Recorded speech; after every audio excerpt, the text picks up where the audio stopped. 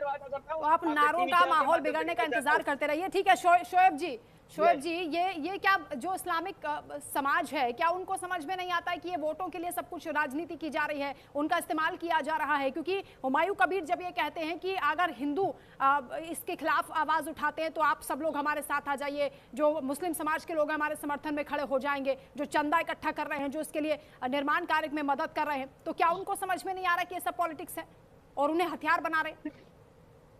देखिए वंदना जी, हकीकत है पॉलिटिक्स और कुछ नहीं है। मैं बार बार इस बात को कह रहा हूँ, कई मेहनत में डिबेट इस पर दी है, आज तो वहाँ पे न्यूज रखी जा रही है।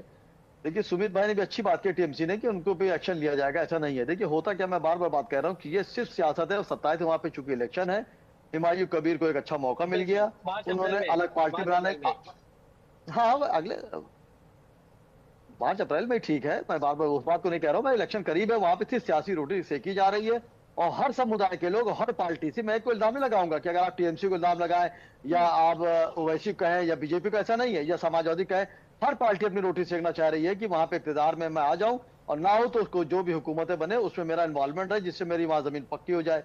तो हर आदमी इस तरह की बात कर रहा है। तो मैं यहाँ पे मेरी गुजारिश रहेगी, प्रधानमंत्री नहीं, राहुल गांधी भी इस पर बोले, समाजवादी पार्टी के राष्ट्रीय अध्यक्ष अखिलेश यादव भी इस पे बोले, लालू प्रसाद यादव बोले, सब बोले। क्यों नहीं बोले? सब खामोश बैठे। इसलिए आप मुसलमान को पसंगा समझते हैं, लेकिन अगर आप देखिए बंदा जी, तौलने के बाद पसंगे पे झगड़ा होता है कि ऊपर नीचे तराजू होता है। तो इंसान मुसलमानों को यूज भी करना चाहता है और चाहता है मुसलमान का कोई काम भी ना हो और मुसलमान हमसे भटक भी ना जाए। एक सेकंड, मैं आप ही बात का जवाब दे रहा हूँ। और 47 के बाद से आज तक मुसलमानों को हर पार्टी ने, किसी ने कम किसी ने ज्यादा यूज किया है और यूज करने के बाद कुछ नहीं किया है। जहां भी मुसलमान पहुंचता है उसकी कोई हैसियत नहीं है। तो हुमायूं कबीर से मेरी गुजारिश रहेगी कि आप रोटी सेकने का सियासी अगर आप हथकंडा अपना रहे हो, और ये हकीकत है, वही आपका सियासी हथकंडा है। इसीलिए सुमित भाई भी टीएमसी के नेता होने के बाद भी ये बात कह रहे हैं कि उन पर कार्रवाई की जाएगी, करनी चाहिए। जब मुल्क खतरे में आए या मुल्क की गंगा जमनी को चोट पहुंचने की कोशिश करेगी, चाहे कोई समुदाय हो, तो उसके पीछे एक्शन लिया जाएगा। लेकिन यहाँ पे बात यह है, चाहे हिंदू हो, चाहे मुसलमान हो, चाहे कोई हो, सब आदमी रोटी सेकने की कोशिश कर रहा है। चूंकि अगले साल इलेक्शन है,